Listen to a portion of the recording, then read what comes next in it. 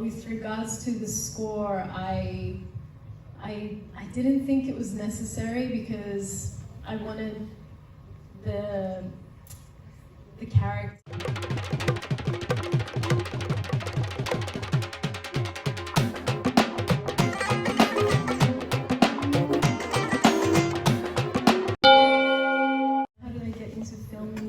I started making short films when I was actually in architecture school, and I just had a handy cam, a really simple handy cam, and made a documentary with some friends, and that was the start, you know, and I sort of just kept making short documentaries, and then I went to film school after 3 years. So I think my advice is to get some friends together, make your film, you know, like don't wait for permission.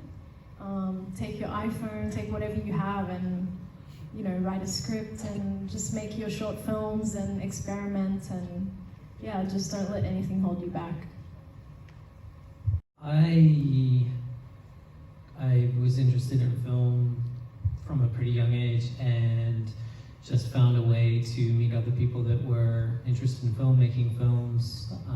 We would do our own projects, but then, you know, pretty soon I was able to get work just kind of at the lowest, you know, crew levels, just being a PA or assistants, and got years and years of experience just sort of working my way up. So I think that's one path too, is that you just, you know, start at the bottom, get to meet people and learn on the job. That's how I did it rather than going to film school. It was a long process, and for Mona's character, for example, we auditioned around 100 Iranian girls from all over Australia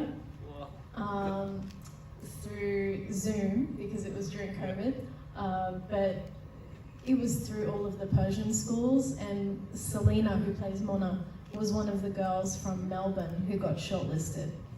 And I was so lucky to meet her because she's such a remarkable talent. You know, for 6 years old, she has this emotional intelligence beyond her years. So I'm happy for you to translate, or do you need to translate? Yeah. Characters, we had a 2-week rehearsal period, and I identified like the key relationships in the film, say between the mother and daughter, and then the friends and the boyfriend, and I had them do rehearsals together, just in pairs, doing a lot of improvisation and relationship exploration, and just connecting with each other, you know. So by the time we were on set, they had a connection that was already there.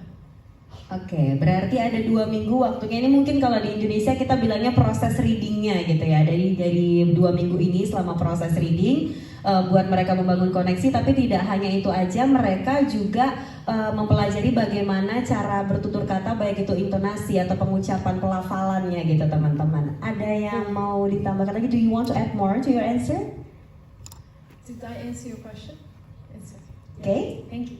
Great, thank you so much for the question. Definitely some references. Asghar and Darden brothers, they were touchstones for my cinematographer and I. And with regards to the score, I didn't think it was necessary because I wanted the characters to be in silence more than me giving the audience too many clues about the emotional tone, I guess. I wanted the film to feel grounded in that way, and I feel like if I had a score it would become a little bit melodramatic because there's so much dramatic content.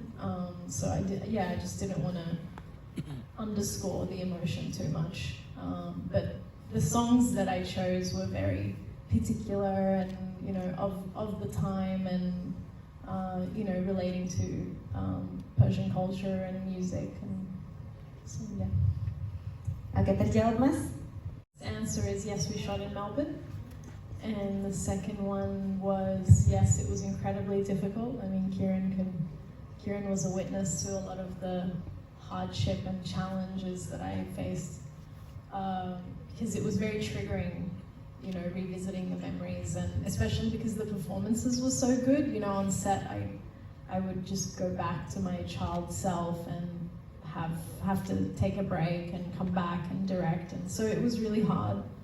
But I would say one of the reasons why I did it is because of the previous gentleman who asked the question and made a comment about how important it is, you know, for example, in Indonesia, that it's such an underrepresented issue. You know, I wanted to raise awareness about the challenges women face, you know, escaping domestic violence, and I wanted women to no longer live in this silence.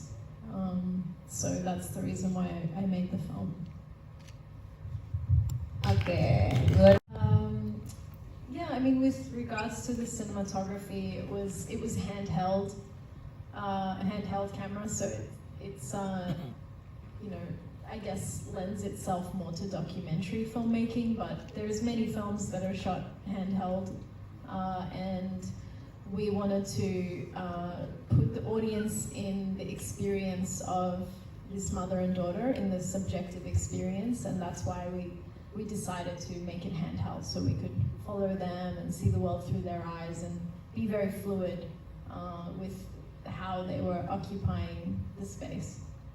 Okay, and the second question. That about the cinematography, I think it also goes back to, you know, Nora's comment about the score, the lighting. You know, it was involved the lighting setups, but the objective was always to make it as natural as possible, where you don't have big kind of set lighting at all, in order to sort of stay away from the going into melodrama or a place of feeling like it was set up and contrived. So there's this naturalism that kind of runs through all aspects of the film.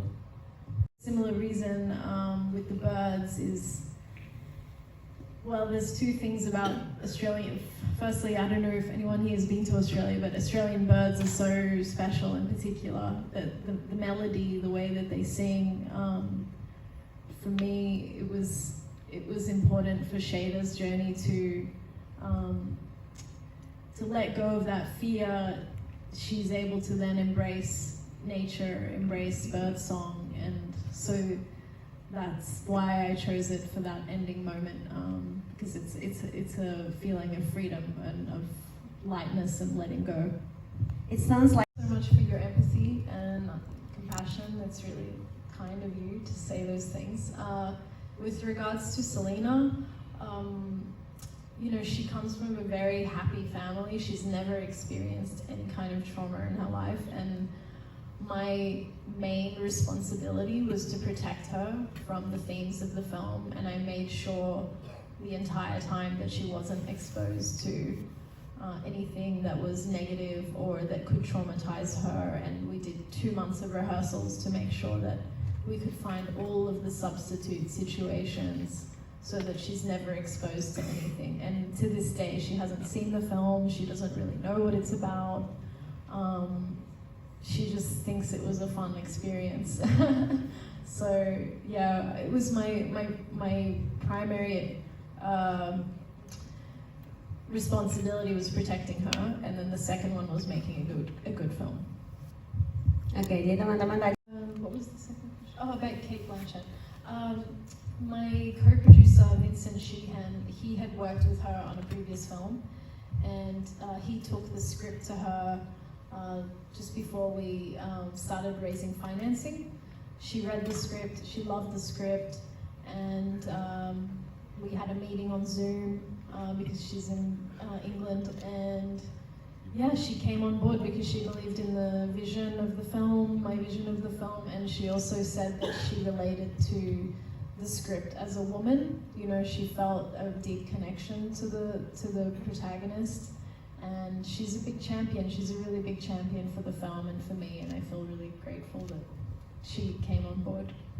okay, karena So the film is set during Persian New Year, and in Australia it's taking place in autumn.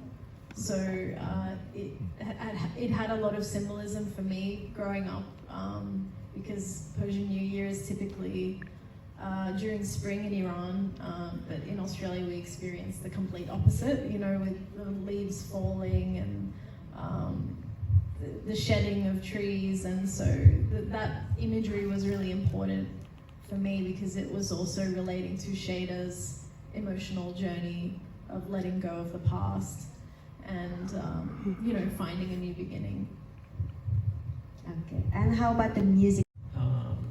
Thanks for the lovely comments about the film. It was a 6-week production. What was the pre-production? 30. 2 months of pre-production. We filmed it in the Australian winter, and for me, I guess one of the most memorable scenes. I mean, I love all the dancing. I think the dancing scenes, and particularly the first time we see Mona and Shayda dancing, and she's trying to get her out of her sort of grumpy mood and dancing along to the TV. I think that was, you know, something that kind of showed the humor, a bit of culture. Like, it was a really way to sort of set up their relationship. Okay, jadinya di sini. You know, challenging budget as well, but it was difficult because we had this 6-year-old girl who was one of the lead protagonists, and we could only shoot with her 6 hours a day, 4 days a week. So that really limited our schedule. So we needed the 30 days. Actually, we were like desperate for more, but yeah, it was a challenge because of her restrictions. I'm not sure if you have the same restrictions in Indonesia with child actors, but yeah. Oh, a soul. Similar reason with the birds is, well, there's two things about Australia. Firstly, I don't know if anyone here has been to Australia, but Australian birds are so special in particular. That the melody, the way that they sing, for me, it was important for Shayda's journey to let go of that fear. She's able to then embrace nature, embrace birdsong, and so that's why I chose it for that ending moment, because it's a feeling of freedom and of lightness and letting go. It sounds like